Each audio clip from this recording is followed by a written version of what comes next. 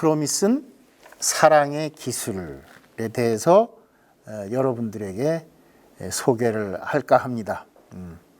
제가 끝에 사랑이라는 얘기를 했기 때문에 아마 여러분들이 다들 생각하고 계시겠지만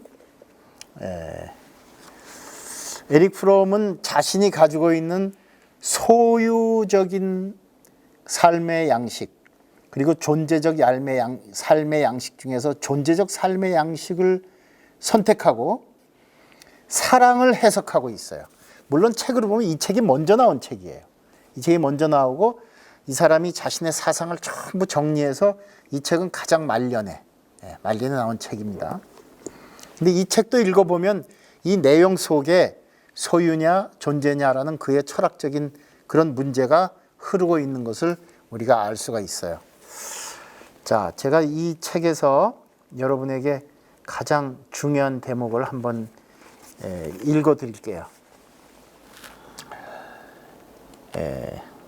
자, 읽어보겠습니다. 사랑은 기술인가? 기술이라면 사랑에는 지식과 노력이 요구된다.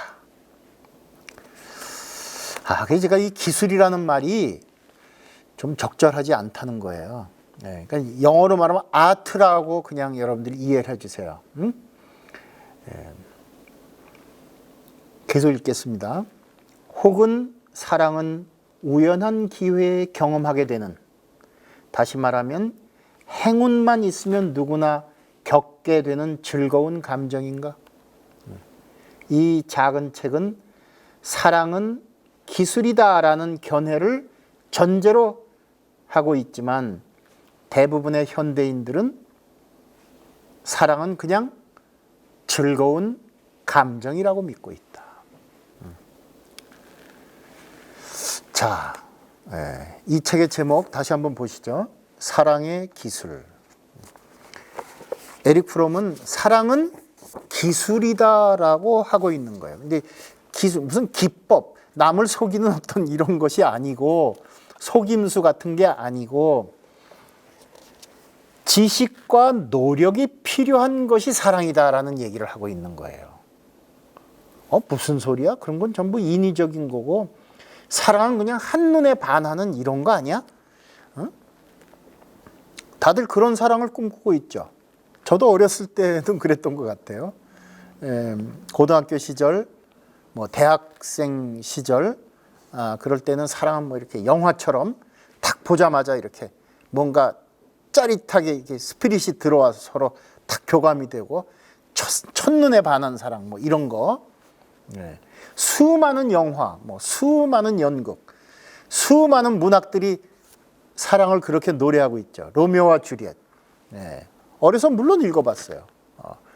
로미오와 주리엣이 보자마자 사랑에 빠지고 그럼으로써 그 몬테규와 카피라까의 그런 수건, 그 오랜 대대손손의 그런 원수 지간 때문에 둘이 결국은 죽고 죽음에 이르고 따라서 두 집안이 화해하니 어쩌니 이런 얘기를 그런 셰익스피어의 그런 문학을 읽으면서 사랑은 이렇게 한눈에 반하는 이런 사랑이야.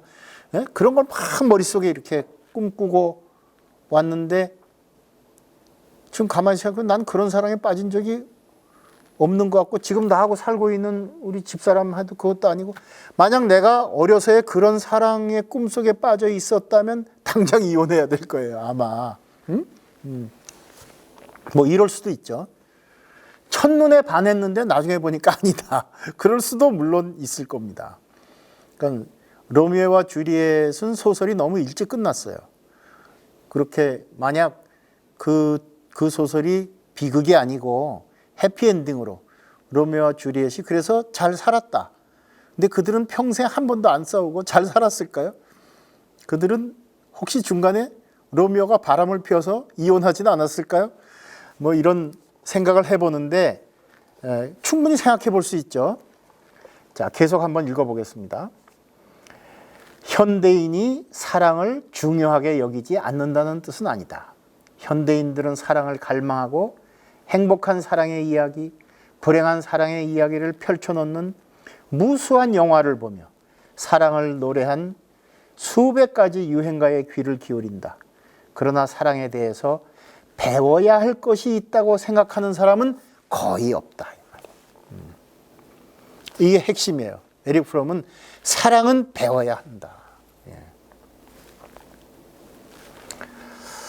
이 특별한 태도는 몇 가지 전제의 기초를 두고 있으며 이 전제는 단독으로 혹은 결합되어서 이 태도를 뒷받침해 준다.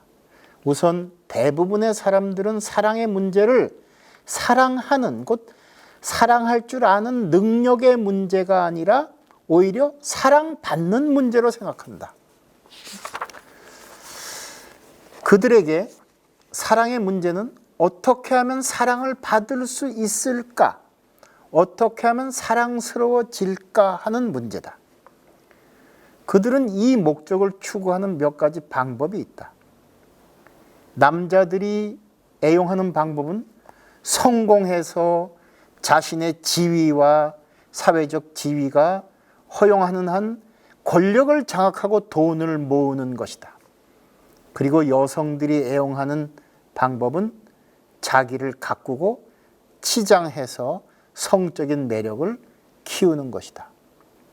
물론 요즘은 조금 달라졌어요. 이 책을 쓸 때가 1960년대라는 것을 여러분들이 이해해 줘야 됩니다. 남녀가 공용하는 또 한 가지 매력 전술은 유쾌한 태도, 흥미있는 대화술, 그리고 재미있게 말하는 방법, 남에게 어필하는 그런 유머, 뭐 이런 것들, 이런 것들이 사랑받기 위해서 필요하다고 생각하는 것이다. 이런 얘기예요. 다시 말해서 사랑이란 내가 사랑할 수 있는 능력을 가지는 데서 오는 게 아니라 남이 나를 사랑하게끔 내가 매력을, 사랑받을 수 있는 자격을 갖는 거. 남자 같으면 돈과 명예, 여성 같으면 뭐 성적인 매력, 아름다운 용모, 뭐 이런 것들을 그런 것이다 이 말이에요.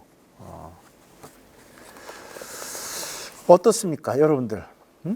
여러분도 혹시 그렇게 생각하고 있지 않나요? 수많은, 지금 제가 주변에도 마찬가지예요. 제 학생들 중에 요즘 결혼 안 하는 풍조가 너무 일반화가 돼서 교수님 주례 좀 부탁합니다 하면 얼른 나가서 주례를 합니다. 근데 대부분 보면 결혼하는 그 쌍들을 보면 남녀 구분 없이 모두 요즘에는 여성이 그냥 성적 매력 뭐 이런 거가 아니고 여성도 사회적으로 잡을 가지고 있어야 돼요. 자기가 경제적 능력이 있는, 그러니까 남자들도 당연하고 여자들도 당연하고. 내 기억에 직업이 없는 졸업생으로 선생님 저 주례해 주세요라고 온 사람이 한 명도 없었어요. 정말 놀랍게도 여학생들도 모두 직업이 있었어요.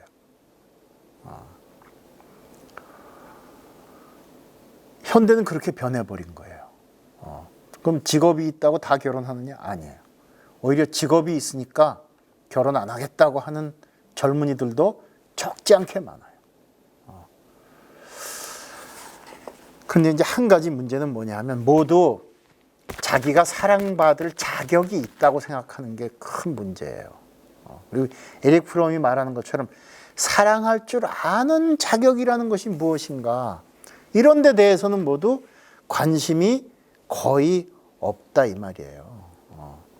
에릭 프롬은 그래서 뭐라고 얘기하고 있냐 하면 사랑이라는 것은 인격과 함께 간다고 얘기를 해요. 이게 무슨 얘기야? 우리가 인격 그러면 고리타분한 그런 도덕군자, 사랑은 그런 게 아니고 좀 뭔가 이렇게 번개가 번쩍 치는 말이지, 뭐 이런 게 좀 있어야 되지 않겠냐 생각하는데 에릭 프롬은 놀랍게도 그렇지 않다고 얘기해요. 그래서 에릭 프롬은 어떤 얘기를 하냐면 성숙한 사랑과 성숙하지 못한 사랑을 구별해요. 그럼 성숙한 사랑이란 뭔가? 성숙하지 못한 사랑이란 무엇인가? 성숙하지 못한 사랑부터 얘기하자면 성숙하지 못한 사랑은 뭐다? 사랑을 소유하는 것으로 아는 것. 많은 남성들이 직업을 갖고 돈을 벌고 사회적으로 권력을 획득하고 이제 나는 아름다운 여자, 나에게 매력 있는 여자를 가질 수 있는 자격이 있다고 생각해요. 성숙하지 못한 사랑이에요. 성숙하지 못한 사랑. 그럼 진정한 사랑은 무엇인가? 성숙한 사랑이라는 건 무엇인가? 소유하지 않는 사랑. 소유하지 않는 사랑. 제가 그 SBS라고 하는 방송에서 세상에 이런 일이라고 하는 그런 프로가 지금도 진행되고 있는데요. 아주 오래 한 10년까지는 한 10년 가까이 된 것 같아요. 한국인으로서 일본인 3세, 그러니까 할아버지가 일본으로 아마 일제시대 때 일본에 어떤 이유인지 모르지만 가서 아이를 낳고 또 그 아들이 또 아들 낳고 이제 그래서 3세, 한국인 3세인데 남성이에요. 그 남성이 동경대학 법학부를 나왔어요. 동경대학인지는 모르겠네요. 동경대학 워낙 뭐 대단한 학교니까 뭐. 하여튼 도쿄 출신인데 법학을 전공한 영재예요. 영재예요. 근데 이 사람이 일본을 떠나서 브라질에 갔어요. 브라질에 가서 요리사로서 브라질에서 살다가 다시 또 중국으로 왔다가 한국에 왔어요. 한국에 와서 좀 혼자 살아요. 시골 산에서 자기가 혼자 집을 짓고 만들고, 혹시 여러분들 방송 보신 분 있으면 기억할 거예요. 자기가 그냥 폐 쓰레기장에서 자재들을 주워다가 남의 땅 조금 빌려서 거기다 이렇게 자기 혼자 살 수 있는 집을 그냥 자기가 짓는 거예요. 흙을 개서 흙벽돌을 만들어서 자기가 지어요. 네. 무소유의 삶을 사는 거예요. 오늘날 우리가 최근에 어느 스님 때문에 무소유냐 또 무소유가 아니라 뭐예요? 풀소유라 그래서 또 한바탕 정말 웃지 못할 사태가 벌어지긴 했는데, 그러니까 제1교포 3세야말로 무소유예요. 그야말로. 그런데 너무 즐겁게 살아요. 나는 동양 철학하는 사람으로서 부끄러웠어요. 그 사람 보고 저 사람 정말 인생을 어느 정도는 달관하고 깨달음이 있는 사람이다. 네. 나는 저 사람에 비하면 아직 멀었구나 하는 생각을 저절로 했는데, 그 사람은 놀랍게도 일본에서 그 도쿄 그 잘 짜여진 세계, 여러분들 일본에 가보신 분들 많지만 일본 가서 싫어하는 한국 사람을 내가 본 적이 없어요. 그런데 그 사람은 일본에서 숨을 못 쉬었대요. 너무 일본이 짜여진 사회 이런 데서 한국인 3세로서의 그런 차별도 있었을까요? 아마 3세쯤 되면 거의 네이티브 스피커하고 똑같이 일본에서 자라서 일본어 하고 그랬으니까 그건 모르겠는데, 어쨌든 이 사람 보니까 문명 사회 자체가 주는 그 스트레스, 이제 그런 걸 버리고 남미로 떠났던 거예요. 그 남미에서도 다시 중국으로. 근데 놀랍게도 한국에 왔더니 숨을 쉬고 이제 내가 여기 정착하겠다는 얘기를 한 것이 있어요. 나는 그 사람을 보고 저 사람은 에릭 프롬이 얘기한 그 being mode, 존재 양식의 삶을 살고 있구나. 여러분도 제 말씀을 듣고 아마 어느 정도 그렇게 생각하실 수가 있었을 거예요. 그런데 그런 것처럼 사랑도 마찬가지다 이 말이에요. 이와 같이 사랑이라는 것이 과연 성숙한 사랑이 뭐냐? 그럴 때 유명한 성숙하지 못한 사랑을 얘기할 때, 성숙하지 못한 사랑은 뭐다? 의존적 사랑이라는 거예요. 의존적 사랑. 굉장히 중요한, 의존하는 사랑. 우리는 영화에서 이런 거 많이 보죠. 어떤 부호가 아니면 권력자가 자기가 매력 있다고 생각하는 여성을 이제 소유했어요. 근데 그 여자는 자기 남편을 사랑하지 않아. 뭐 어떤 이유에서든 권력과 그 물질에 자기가 팔려왔다고 생각해서 몰래 다른 사람을 사랑해요. 그리고 그 불륜을 알게 된 그 권력자는 결국은 자기 부인을 죽이는 것으로 비극으로 영화가 끝나는 경우가 많죠. 제가 금방 그 일본에 살던 그 우리 교포 3세를 얘기한 이유가 뭐냐면 그 방송국 PD가 이 사람에게 얘기했어요. 혼자 뭐 나이가 40대 한 후반쯤 되는 사람이 혼자 산에서 사니까 사랑하는 사람은 없느냐고 물어봤어요. 그랬더니 이 사람이 있습니다 그래. 근데 왜 같이 안 사시죠? 저희는 그냥 사랑하지 서로 소유하진 않아요. 그 사람이 자유롭게 그 사람이 자유롭게 살 수 있도록 저는 그 사람을 존중합니다. 저는 그러나 그 사람을 사랑합니다. 그 사람도 저를 사랑합니다. 그래서 난 그건 조금 지나치다고 생각을 했는데 그렇다고 뭐 같이 안 살 이유까지는 없는데 아마 이 남자가 이런 자연과 더불어 가는 삶을 좋아하니까 서로 결혼은 안 한 것 같아요. 근데 이 사람은 아마 그 여성은 다른 사람하고 결혼했을지도 몰라요. 그런데 그 여성을 여전히 사랑하는 거예요. 근데 그 사랑은 질투를 수반하는 사랑이 아니에요. 그 여성이 사랑하는 사람을 만나서 결혼하는 것도 사랑하는 그런 사랑이에요. 여러분들 혹시 너무 지나치다고 생각합니까? 그러나 사실은 대단히 훌륭한 사랑이죠. 진짜 사랑이죠. 성숙한 사랑이죠. 그러니까 성숙한 사랑은 소유하지 않는 사랑. 소유하는 사랑은 대개 두 가지가 있어요. 소유하는 사랑은 여러분들 매저히스트라고 하는 그 프로이트의 심리학적인 그 용어가 있는데 그게 뭐냐 하면 남에게 그러니까 소속되어야 안심되는 사랑을 얘기해요. 반대로 세디스트라는 게 있는데 그게 뭐냐면 남을 소유해야만이 만족스러운 사랑이에요. 여기서 소유라는 말로 제가 했는데 그게 아니라 매저히즘이나 세디즘이라는 남을 소유하다 못해 그에게 폭력을 휘두르는 거예요. 그러니까 여러분들 남녀 관계 중에 그런 경우가 간혹 있는 경우가 있습니다. 굉장히 훌륭하고 지성적이고 뭐 이런 정말 많이 배우고 뭐 이런 사람인데도 그 부인을 때리는 사람들이 있어요. 그러니까 의존적인 사람, 인격적으로 독립하지 못하는 사람, 그런 사람은 성숙한 사랑을 할 수가 없다. 이게 꼭 폭력 관계나 이런 사랑 관계가 아니라 다른 것도 마찬가지예요. 여러분, 자신이 가지고 있는 것에 집착하는 거, 여기에서 부처님이 얘기한 의미를 우리가 깨달아야 돼요.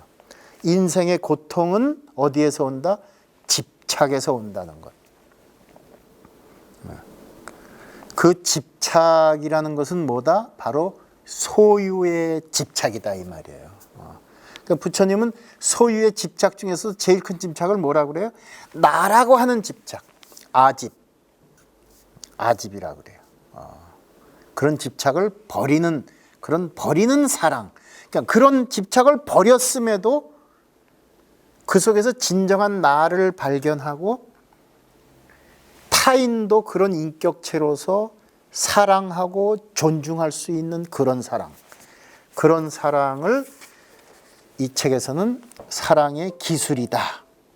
우리가 공부하고 배워야 할 그런 사랑이다라고 말하고 있는 거예요. 제가 동양 철학자니까 너무 좀 무겁게 얘기했는지 모르겠네요.